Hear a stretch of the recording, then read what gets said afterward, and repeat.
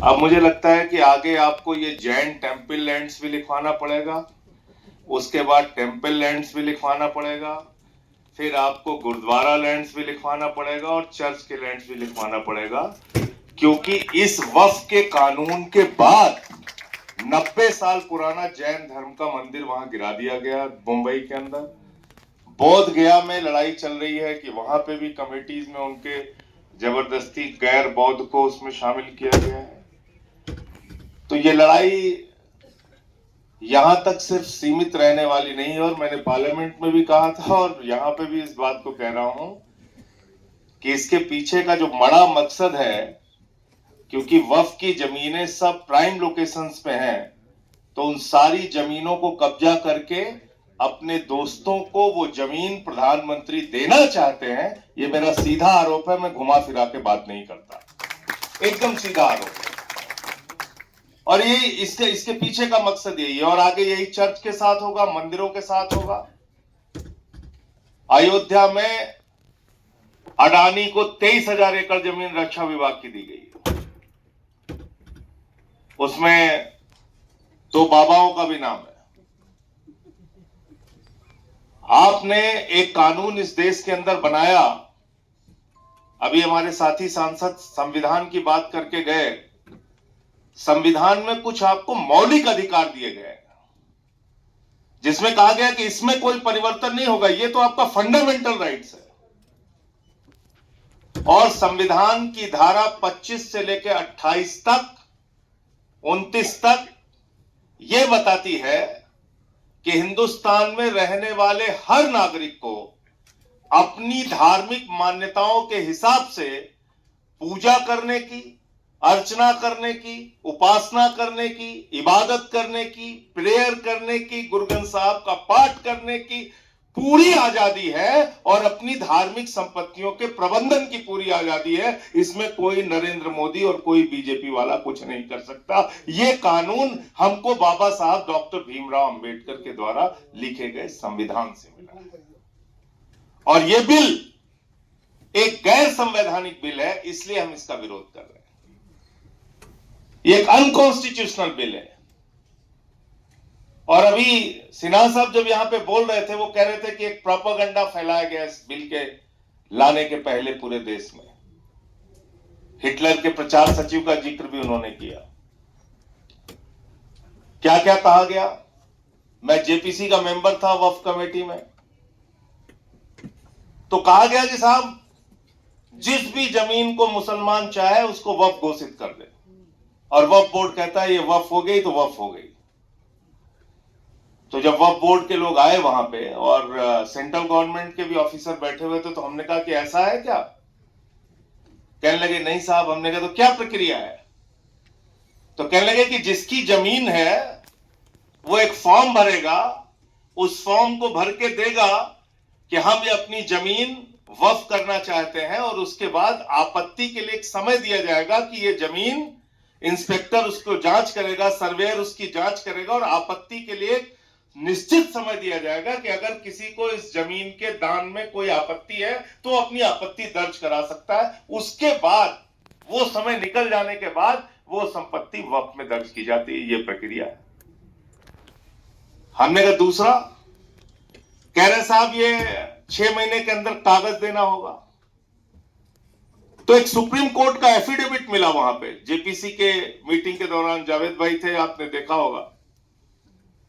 Government of India ने, यानी कि भारत सरकार ने, नरेंद्र मोदी जी की सरकार ने 2022 में सुप्रीम कोर्ट में लिख के दिया है कि हिंदुस्तान की 99.2% संपत्ति ऑनलाइन हो चुकी है, वामसी पोर्टल पे इसको डाल चुके हैं, ये सारी जांच हो चुकी है, ये सब पंजीकृत हो चुकी है, और ये सारी की सारी प्रॉपर्टी रजिस्टर्ड है, इसके कागजात चेक किए जा चुके। तो हमने कहा फिर आपको क्यों कागज चाहिए?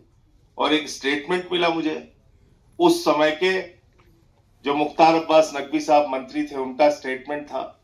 उन्होंने कहा कि देश की 100% संपत्ति जो है वो डिजिटाइज हो चुकी है, वक्फ की संपत्ति। फिर कागज किस बात के लिए आपको चाहिए? क्यों आप ये लाना चाहते हैं? इसके पीछे है मकसद झगड़ा कराने का। 100 साल पुराना, 150 साल पुराना, 300 साल पुराना, किसी मंदिर का कागज भी आप मांग लेंगे नहीं मिलेगा, मस्जिद का कागज मांग लेंगे नहीं मिलेगा, किसी गुरुद्वारे का कागज मांग लेंगे नहीं मिलेगा, चर्च का कागज मांग लेंगे नहीं मिलेगा। तो आप इससे एक झगड़ा कराने की कोशिश कर रहे हैं ये कानून लाके कि आपको 6 महीने के अंदर कागज जमा करना पड़ेगा। दूसरी क्या खतरनाक बात इसमें लिखी है आपने इस वक्फ बिल के अंदर लिखा कि 5 साल का प्रैक्टिसिंग मुस्लिम होना चाहिए तभी वो दान कर सकता है। अब पूरी दुनिया में कोई कानून आपको ऐसा नहीं मिलेगा जो कि ये कहे कि दान के लिए आपको पहले धार्मिक रीति रिवाजों को मानना पड़ेगा तब आप दान कर सकते हैं। यह अद्भुत कानून हमारे प्रधानमंत्री नरेंद्र मोदी जी लेके आए हैं। कह रहे दान करना है तो 5 साल के लिए आप प्रैक्टिसिंग मुस्लिम बनो। तो हमने कहा भैया तय कैसे करोगे? मुसलमानों के घर में सीसीटीवी कैमरा लगाओगे कि 5 वक्त की नमाज पढ़ रहे हैं कि नहीं पढ़ रहे हैं, रोजा रह रहे हैं कि नहीं रह रहे हैं, जुमे की नमाज पढ़ी कि नहीं पढ़ी, इन्होंने कैसे आप तय करेंगे? और मैंने यहां पे, मैं फिर दोहरा रहा हूं, मैंने जो वहां पे कहा फिर से यहां कह रहा हूं, मैंने कहा कि कोई आदमी हिंदू धर्म का मानने वाला हो, कोई आदमी सिख धर्म का मानने वाला हो, ईसाई धर्म का मानने वाला हो, इस्लाम धर्म का मानने वाला हो, या किसी भी धर्म को न मानता हो, नास्तिक हो, उसको भी दान करने से आप कतई रोक नहीं सकते हैं। दान होता है अपनी जमीन का, अपनी प्रॉपर्टी का, कोई भी आदमी कर सकता है। तो ये आपने कानून इसमें जबरदस्ती का डाल दिया। दूसरा, उनको वक्फ बोर्ड के आमदनी की बड़ी चिंता है आप लोगों की कि साहब वक्फ बोर्ड की आमदनी नहीं हो रही है, और सच्चर की कमेटी की रिपोर्ट में कहा गया है कि 12,000 करोड़ रुपए की आमदनी हो सकती है अगर इसका सही ढंग से इस्तेमाल किया जाए वक्फ प्रॉपर्टीज का। तो मैंने कहा भाई ज्यादा मेहनत मत कीजिए, आप सिर्फ एक अडानी को पकड़ के लेके आइए, वो नीरव मोदी को पकड़ के लेके आइए, 20,000 करोड़ रुपए उससे वसूलिए और 12,000 करोड़ रुपए आप वक्फ बोर्ड को दे दीजिए, 8,000 करोड़ आप अपने पास रख लीजिए। लेकिन सच्चर कमेटी की रिपोर्ट इतनी सीमित नहीं है, उसको बहुत छोटा करके दिखाया जा रहा है। मैं चाहता हूं जो लोग वक्फ पे बात कर रहे हैं वो सच्चर कमेटी की भी रिपोर्ट पढ़ें, और उस सच्चर कमेटी की रिपोर्ट में यह भी लिखा हुआ है कि हिंदुस्तान के अलग अलग राज्यों में, चाहे वो दिल्ली हो, राजस्थान हो, उड़ीसा हो, मध्य प्रदेश हो, करीब करीब 363 ऐसी प्रॉपर्टी है, 363 ऐसी संपत्तियां हैं जहां सरकार ने वक्फ की जमीन पे कब्जा कर रखा है, जहां सरकार ने वक्फ की जमीन पे कब्जा कर रखा है। तो आप उन जमीनों को खाली कराइए, ये भी सच्चर कमेटी की रिपोर्ट में लिखा गया है। तो हमने कहा ये आप क्यों नहीं बताते? फिर कहने लगे हमें पसमादा की बड़ी चिंता है, मुस्लिम महिलाओं की बड़ी चिंता है। मैंने कहा इसमें तो कहीं रोक है ही नहीं कि मुस्लिम महिलाएं मेंबर नहीं बन सकती, वो पहले से ही है। दूसरा, पसमादा की आपको चिंता है तो एक सुझाव मैंने भी दिया, मैंने कहा भाई अगर आप ये चिंता आपको है तो ये चिंता आपको हिंदुओं के लिए भी सतानी चाहिए। और देश के 80% दलित, आदिवासी, पिछड़ा और महिलाओं को हिंदू संस्थानों के पुजारी बनाओ, कमेटियों में रखो, उनके बोर्ड में शामिल करो, तब आप बात करो। ये इस तरह की दोहरी बातें करने से फायदा नहीं है। दो तरफा आप चाल चलेंगे ये ठीक नहीं है, और दो तरफा चाल हो रही है इस देश में। दो तरह के कानून का नजरिया है इस देश में। एक अली खान महमूदाबाद के मामले में है और एक विजय शाह के मामले में है। और मैं अदीब साहब से कहना चाहता हूं, आप कोई पोस्ट लिखते हैं आप कठिन अंग्रेजी में मत लिखा कीजिए। कठिन अंग्रेजी में लिखेंगे तो मुश्किल हो जाएगी। साफ साफ हिंदी में लिखिए, उर्दू में लिखिए, उसका हो सकता है ट्रांसलेट करा लें। अंग्रेजी का तो भाटिया मैडम ने बता दिया कि हम उठा के जेल में डाल देंगे अगर कठिन अंग्रेजी लिखोगे। तो ये हो रहा है। तो मैं सिर्फ ये कहना चाहता हूं कि तानाशाही से जिस तरह से इस देश को चलाने की कोशिश की जा रही है वो ठीक नहीं है। और कई बार हमारे साथी जब इस बात को कहते हैं कि 1947 में हमने ये फैसला लिया यहाँ रुकने का, वो सुन के मुझे बहुत दुख होता है। कृपा करके ये कहना बंद कीजिए, ये आपका मुल्क था, है और रहेगा, इसमें कोई भी ये बात करने की जरूरत नहीं। क्योंकि ये बात जब मैं सुनता हूं तो मुझे बहुत दुख होता है। मैंने अपने कई मुस्लिम साथियों से शेयर भी इस बात को किया। मैंने कहा ये क्यों कहते हो कि हमने 47 में निर्णय लिया और सोचा और समझा। रहे भाई, ये आपका मुल्क है, आपने निर्णय क्यों लिया? आपके बाप दादा, आपके पुरखे यहाँ पे रहे, यहाँ पैदा हुए आप, तो आपका मुल्क है, ये कहने की जरूरत नहीं है। ये देश सेकुलर है, इसलिए नहीं कि प्रधानमंत्री मोदी जी धमका के हमको जो चाहेंगे वो कर लेंगे, या बीजेपी जो चाहेगी वो कर लेगी, या आरएसएस जो चाहेगी वो कर लेगी। ये देश सेकुलर है और अपने मिजाज से, अपने विचारों से सेकुलर है। और इसका सबसे बड़ा उदाहरण यह है कि वक्फ बिल के खिलाफ 232 वोट पड़े, जिसमें सिर्फ 24 मुसलमान थे, बाकी सब हिंदू थे, सिख थे, ईसाई थे। 95 वोट राज्यसभा में पड़े, जिसमें मुश्किल से 5 और 6 मुसलमान रहे होंगे, बाकी सब हिंदू थे, सिख थे, ईसाई थे। कोई भी गलत काम होगा उसके खिलाफ हम लोग आवाज उठाने के लिए खड़े रहेंगे, आपके साथ कंधे से कंधा मिला के खड़े रहेंगे। हो सकता है आज आपको लग रहा हो कि हम लोग कमजोरी की हालत में हैं। होता है राजनीति में, कभी किसी की संख्या ज्यादा हो गई, इसका मतलब क्या है मैदान छोड़ के भाग जाएंगे? बिल्कुल भागेंगे नहीं। आंख में आंख मिला के इनसे लड़ाई लड़ेंगे, अपने हक के लिए, संविधान के लिए, जायज बातों के लिए। उसमें पीछे हटने की कोई आवश्यकता नहीं है। तो इसलिए मुझे लगता है ये कहना बिल्कुल बंद करना चाहिए कि हमने 47 में फैसला लिया। ये आपका ही मुल्क है, आपने क्या फैसला लिया?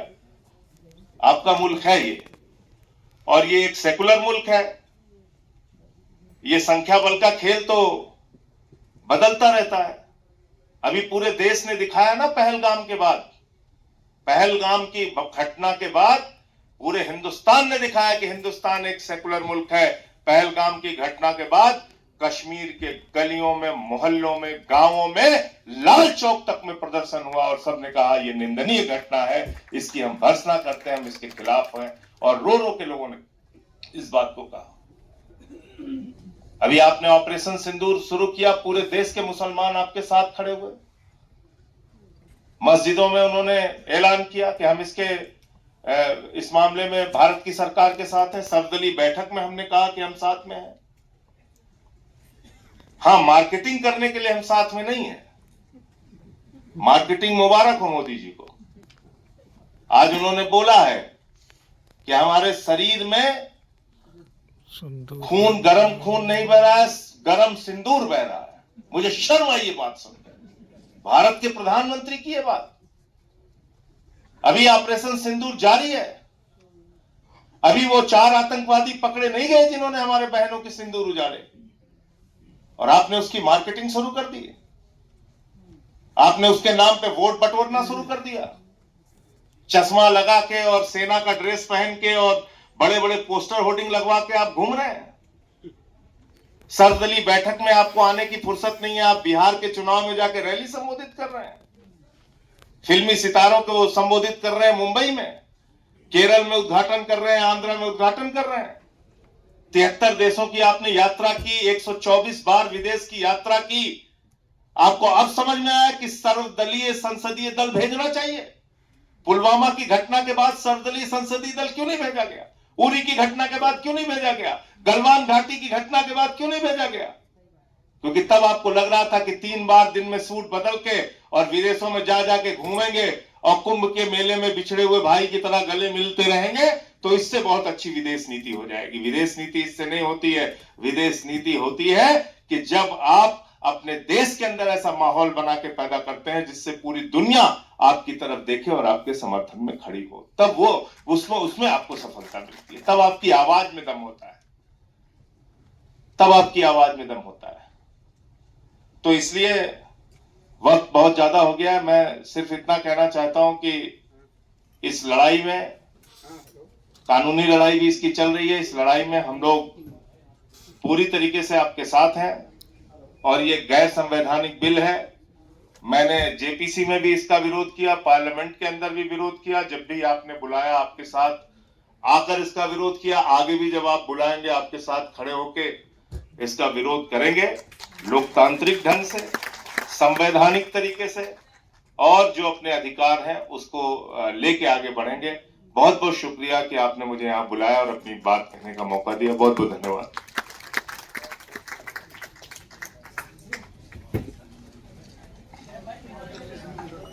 बहुत शुक्रिया संजय सिंह साहब। अब आज के इस प्रोग्राम के कंक्लूडिंग स्पीच के लिए